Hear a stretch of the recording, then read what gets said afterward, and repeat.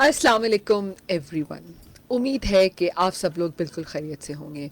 अंबर आपकी होस्ट आपके पसंदीदा शो जान है तो जहान है। हमारा ये शो सुनते हैं आप हर पीर मंगल और जुमेरात को सुबह 10 बजे से 11 बजे तक। सामीन आप जानते हैं कि हम अपना ये शो हॉट FM 105 के स्टूडियो से लाइव पेश करते हैं और अपने इस शो में मुख्तलिफ डॉक्टर्स को मदऊ करते हैं ताकि हम आपकी सेहत से मुतालिक मुख्तलिफ सवालात कर सकें। हमेशा की तरह आप हमारे शो में शामिल रह सकते हैं। हमें फेसबुक पेज पे लाइव इस वक्त देख सकते हैं www.fb.com/hotfm105 के ऊपर। इस वक्त आप हमें कॉल भी कर सकते हैं 021-111-000-105 के ऊपर और 8881 के ऊपर भी अपना पैगाम भेज सकते हैं। ईद उल ज़ुहा बड़ी ईद आने ही वाली है और यकीनन ये ईद मुसलमानों के लिए खुशियों, कुर्बानी और एक मेहमान नवाजी का त्यौहार होता है।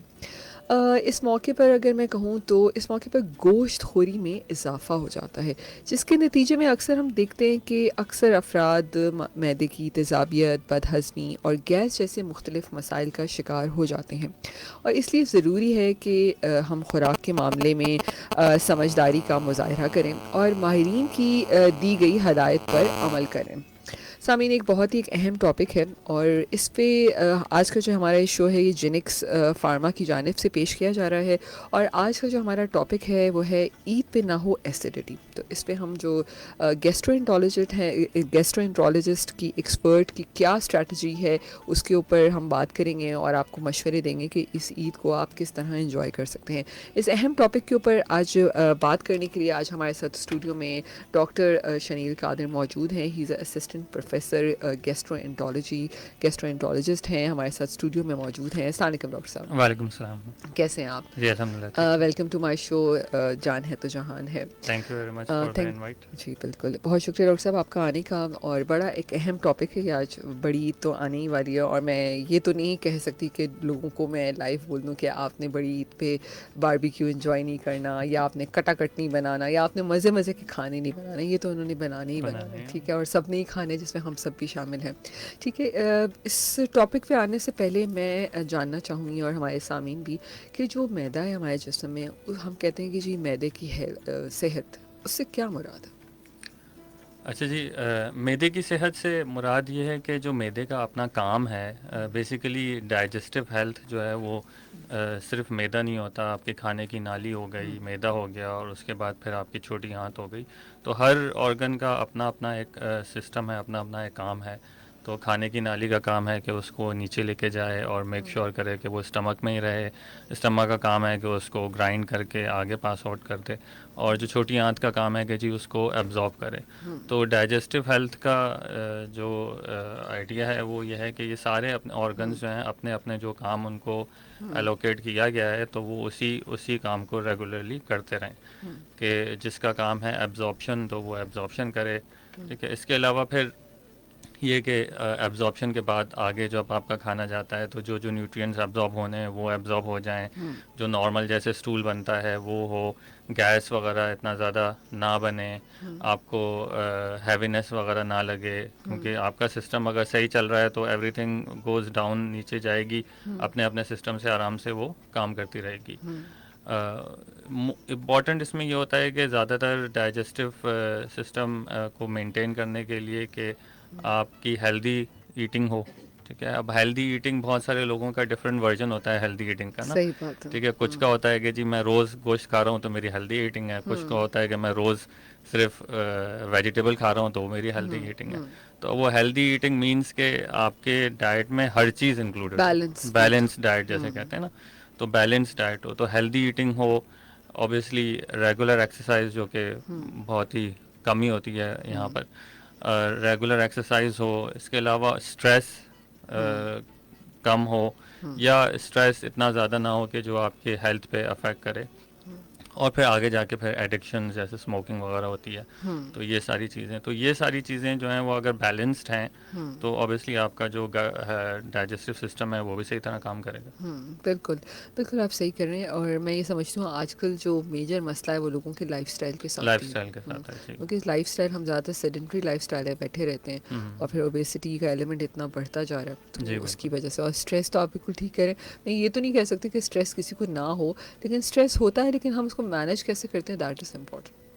ज़्यादातर हम्म अगर आप पूछें लोगों से तो हम्म स्ट्रेस है तो वो कहते हैं जी पाकिस्तान में किसको स्ट्रेस नहीं होता ना। पूरी दुनिया ठीक में है, इस तो वो वैसे हर हाँ जगह ऐसे ही है। हाँ। लेकिन ये कि some people can manage the stress और हम्म सम पीपल थोड़े से ओवर थिंकर होते हैं, थोड़ी सी हम्म पर्सनालिटी पे भी होता है। हम्म कुछ लोग थोड़े से ओवर थिंकर होते हैं, वो सोचते ज़्यादा हैं। हम्म तो अगर तो स्ट्रेस आपकी हेल्थ को ख़राब कर रहा है तो दैट मीन्स के वो आपका स्ट्रेस सही नहीं है। You need to destress, या फिर हम्म आपने किसी को दिखाना है ताकि आपका वो कंट्रोल हो जाए। हम्म लेकिन अगर स्ट्रेस जो है वो आपका हेल्थ ख़राब नहीं कर रहा तो वो तो हर किसी को पता है कि थोड़ा बहुत हम्म। स्ट्रेस तो जो है वो हर किसी को रोज़ाना ही मिलना सही बात है, बिल्कुल आप सही कह रहे हैं। हम भी यहाँ शो करें तो एक स्ट्रेस है कि एंड तक जो है ना है। वो शो अच्छा होना चाहिए, लेकिन हम स्ट्रेस को तारी नहीं करेंगे।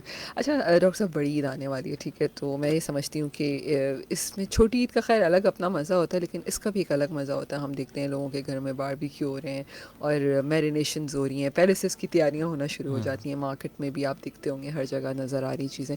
तो बड़ी ईद के हवाले से जो हम बात करते हैं, तो क्या आपके पास ज़ाहिर है मरीज़ आते होंगे, तो आप क्या देखते हैं किस किस्म के मरीज़ जो है ना बड़ी ईद के फ़ौरन बाद आना शुरू होते अच्छा, 2 तरह के होते हैं। एक तो ये कि ओवर ईटिंग, हैं? बहुत सारे लोग ओवर ईटिंग करते हैं हुँ, कि जी बस दोपहर को भी गोश्त खा लिया किसी की जगह जाके, हुँ, फिर रात को भी खा लिया, फिर लेट नाइट खाते रहे। हुँ, ठीक है, और दूसरा जो है वो अनकुक्ड या पार्शियली कुक्ड अगर जो मीट हुँ, है तो उसकी वजह से फिर ये होता है कि वो गैस्ट्रोएंटेराइटिस हो जाता है या हेपेटाइटिस ए या हेपेटाइटिस ई हो जाता है। हुँ, ठीक है, तो उसके पेशेंट्स आते हैं, तो वो 2 तरह के आते हैं। तो एक तो ये कि ओवर ईटिंग की वजह से आपको रिफ्लक्स होगा, आपको हार्ट बर्न होगा, हुँ, और फिर ऑब्वियसली अगर तो आपने प्रॉपरली कुक्ड मीट नहीं ली हुँ, तो आपको फिर गैस्ट्रोएंटेराइटिस और हेपेटाइटिस वगैरह के सिम्टम्स भी हो सकते हैं। हुँ।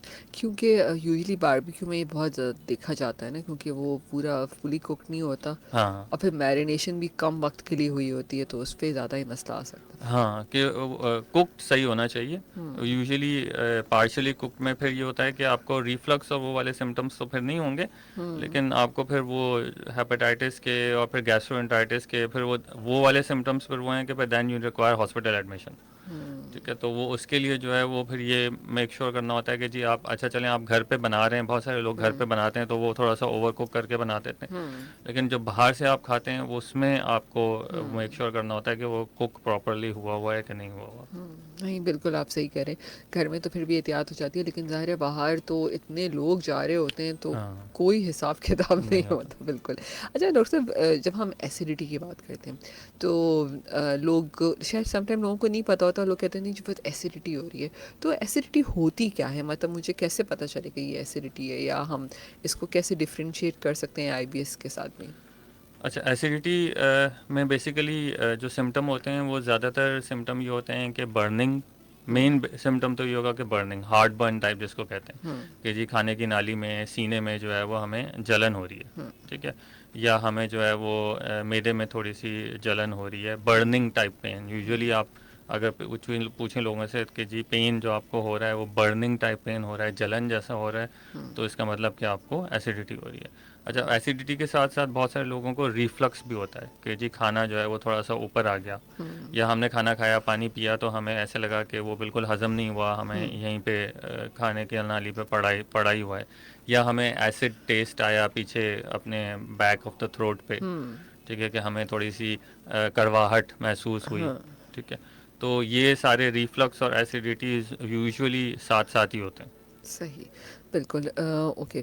अच्छा अगर सिर्फ़ एसिडिटी जो है, क्या वो सिर्फ़ खाने की ही वजह से होती है, या नहीं, तेज़ मसाले या फिर? एसिडिटी जो है वो खाने की वजह से होती है, ज़्यादा मसाले, लेट नाइट खाने से, ओवर ईटिंग से, हुँ, स्ट्रेस की वजह से, बहुत सारी मेडिकेशन भी कराती हैं एसिडिटी। हुँ, ठीक है, तो बहुत स्मोकिंग एसिडिटी कराती है। हुँ, तो there is lot of factors ना।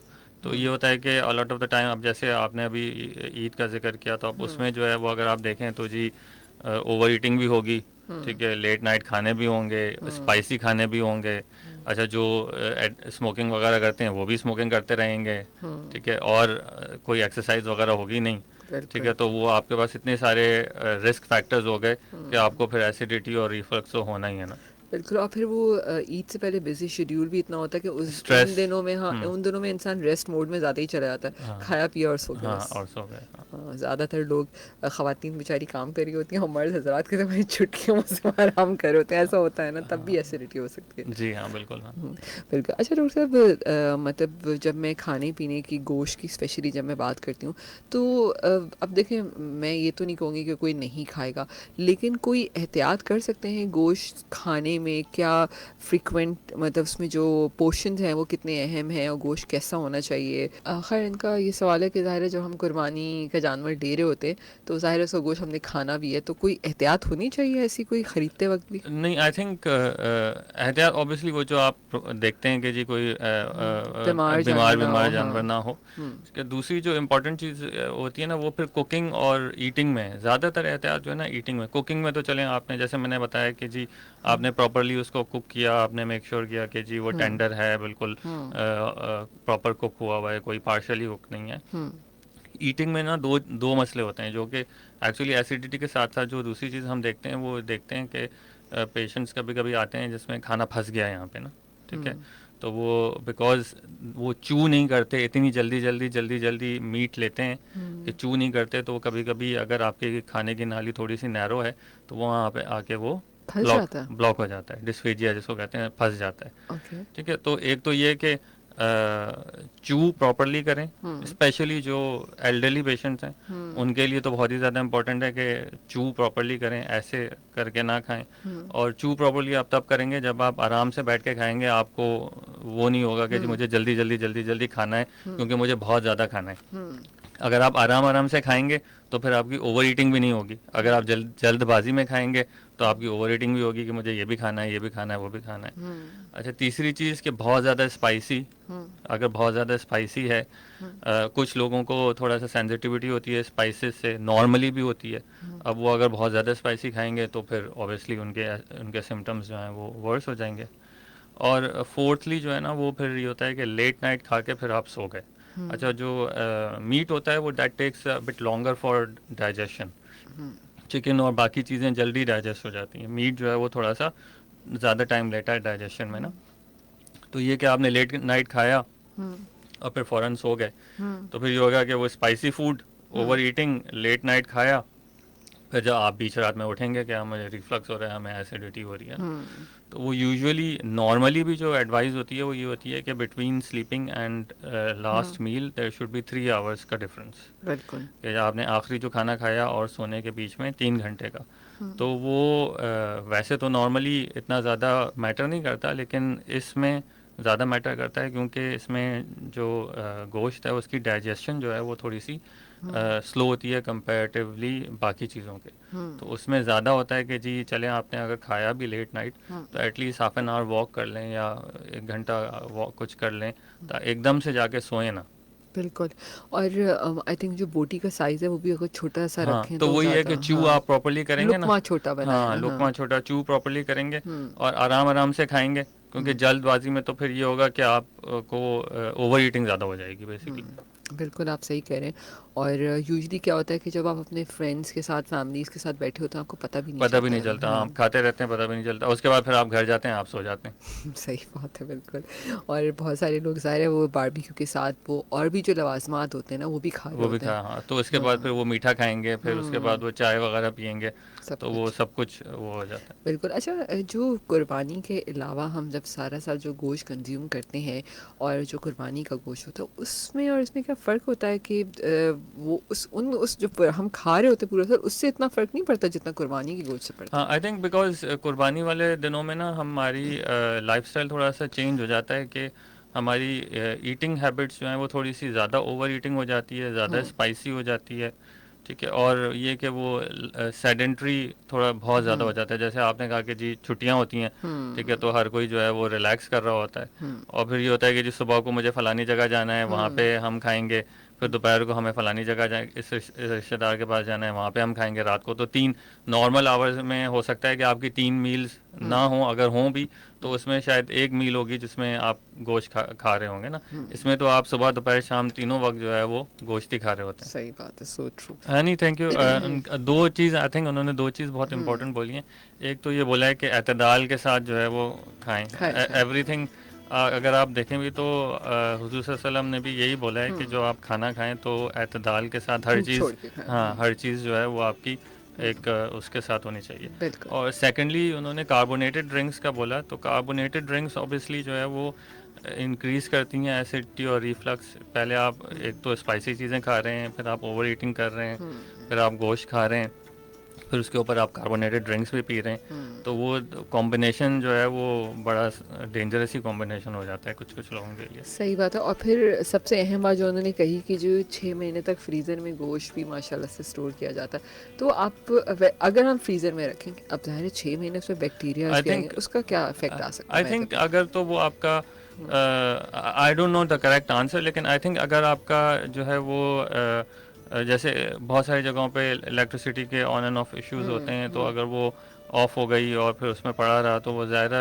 विद इतनी हीट है यहाँ पर, गर्मी वगैरह में जो है वो फिर ज़्यादा चांसेस होते हैं ख़राब सो होने के, तो फिर जो है वो आप उसको अवॉइड करें।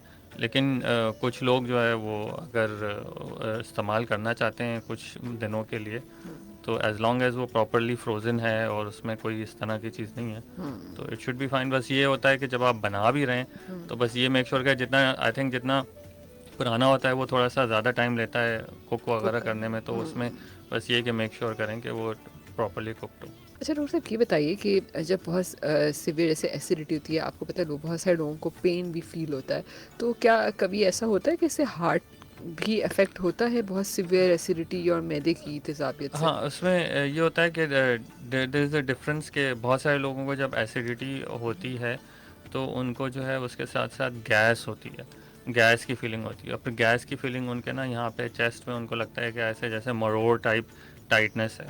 ठीक है, तो ऑब्वियसली चेस्ट पेन अगर जिसको भी हो तो एहतियात तो यही करनी चाहिए कि you go and C somebody के जी मेरा कार्डियक वगैरह, तो स्पेशली अगर आपको हिस्ट्री है, कार्डियक हिस्ट्री है, फैमिली हिस्ट्री है कार्डियक डिजीज़ की, या आपको खुद अपने अपने उसमें डायबिटिक हैं और कार्डियक हिस्ट्री की डिजीज़ की हिस्ट्री है।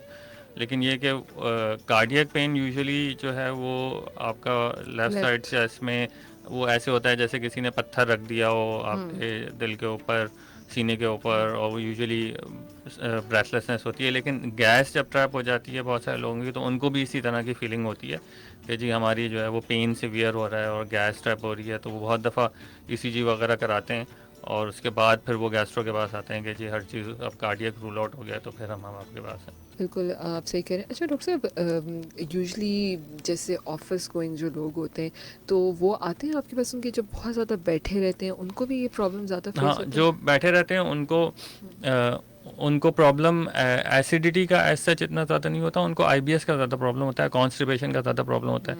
जितना आपका ज़्यादा सिटिंग जॉब है, को आपकी मोबिलिटी नहीं है इतनी ज़्यादा, आपकी रिस्क ऑफ कॉन्स्टिपेशन आपका बढ़ जाता है। फिर ऑफिस वाले जो है वो फिर चाय बहुत ज़्यादा पीते हैं।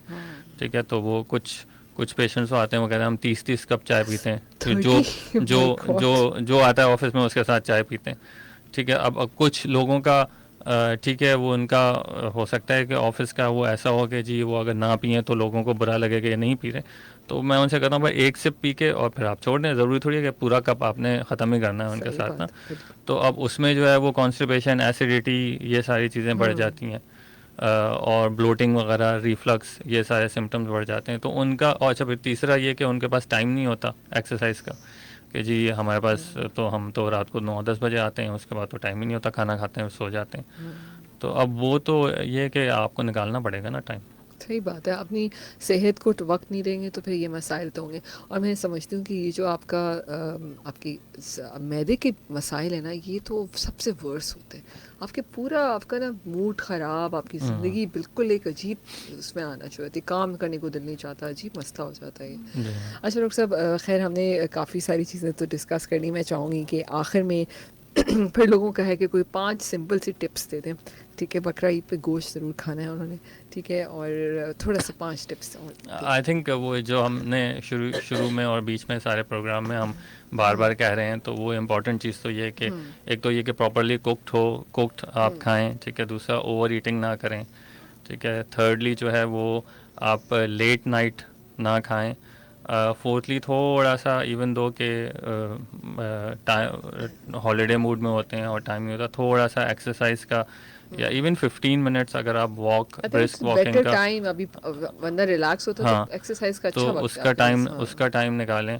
और इसके अलावा जो है जो एडिक्शन वगैरह है, तो वो ये कि इसके साथ साथ फिर अगर आप ओवर एडिक्शन, क्योंकि छुट्टियों में तो फिर वो ये होता है कि जो नॉर्मली 5 सिगरेट पी रहे होते हैं वो छुट्टियों में पूरा पैकेट भी पी जाते हैं एक दिन में, सही क्योंकि बात। वो घर पे होते हैं। तो वो एडिक्शन को जो है वो अपना कंट्रोल में रखें। और बॉटम लाइन है इसके ना, आपको अपना ज़्यादातर हमारे पास कॉन्सेप्ट ये होता है कि मेडिसिन से हम सही हो जाएं। कॉन्सेप्ट ये होना चाहिए कि मुझे अपनी लाइफस्टाइल से। लाइफस्टाइल बेहतर करना चाहिए, उससे मैं सही हो जाऊं। अब फॉर एग्जांपल एक छोटी सी आपको मैं बोलूँगा कि जी फैटी लिवर, बहुत सारे लोग आते हैं जी फैटी लिवर हमें दवाई दे दें ताकि लिवर में से फ़ैट पिघल जाए, ठीक है?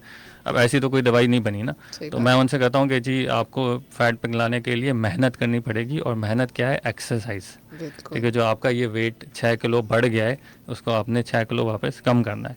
अब वो वाले जो लाइफस्टाइल वाले चेंजेस हैं वो लोग नहीं एक्सेप्ट करते।